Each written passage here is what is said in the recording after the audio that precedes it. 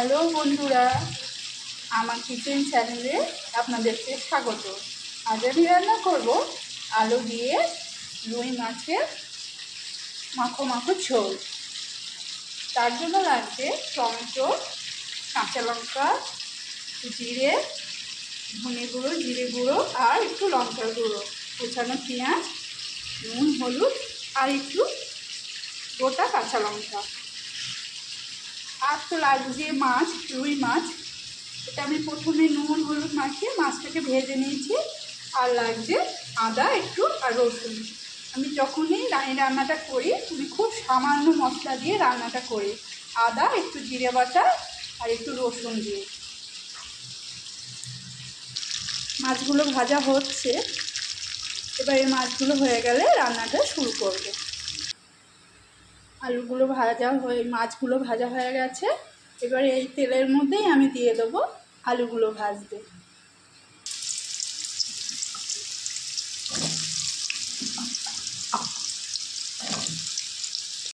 আলুগুলোর মধ্যে আমি একটু নুন একটু হলুদ দিয়ে দেবো, দিয়ে সামান্যভাবে ভেজে নেব।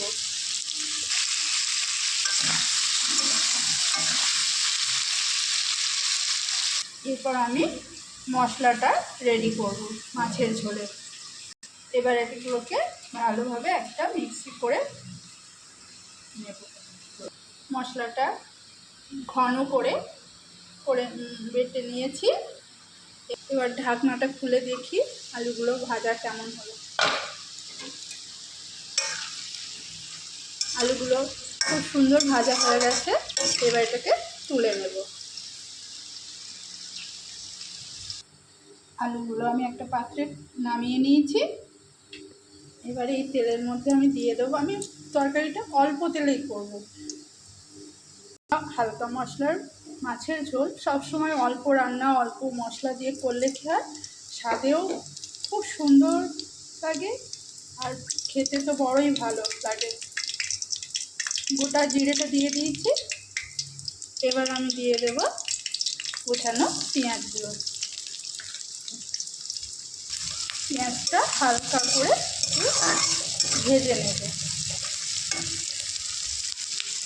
পেঁয়াজগুলো ভাজা হয়ে গেছে, এর মধ্যে আমি দিয়ে দেব মশলাটা। দেখে শুনে মশলাটার মধ্যে আমি দিয়েছি। এবার দিয়ে দেবো জিরে গুঁড়ো, একটু ধনে গুঁড়ো আর একটু লঙ্কার গুঁড়ো। নুন হলুদটা একটু পরে দিতে হবে। নুন হলুদ দেওয়া হয়ে গেছে। এবার মশলাটাকে একটু কষিয়ে নেব। মশলাটা দিয়ে একটু খুব সুন্দর গন্ধও তো আসছে আর এই তেলটাও ছেড়ে দিয়েছে। দেখুন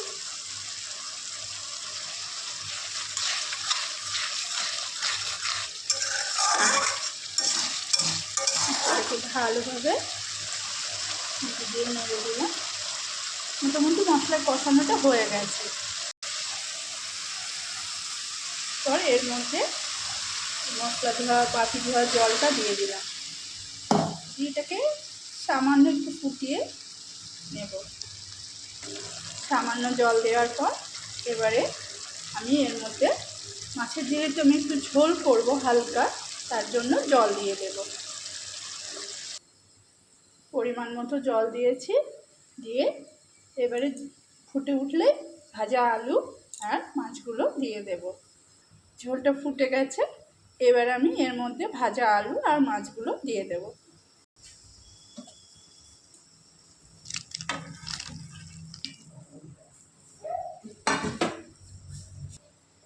এবার মাছগুলো দিয়ে দেবো আর গোটা কাঁচা লঙ্কা রেখেছিলাম সেগুলো দিয়ে দেবো। এরপর আমি একটা ঢাকনা দিয়ে চাপা দিয়ে দেব। 10 মিনিট রাখবো। 10 মিনিট পর হয়ে যাবে রান্নাটা। ঢাকনা চাপা দিয়ে দিয়েছি। এবার 10 মিনিট পর দেখব রান্নাটা হয়ে গেছে। মাছের ঝোল রেডি। এবার একটা পাত্রে আমি নামিয়ে ফেলবো। আমি একটা পাত্রে মাছের ঝোলটা নামিয়ে নিয়েছি। আর এত অপূর্ব গন্ধ বেরোচ্ছে কি বলবো, আর দেখতেও খুব সুন্দর হয়েছে।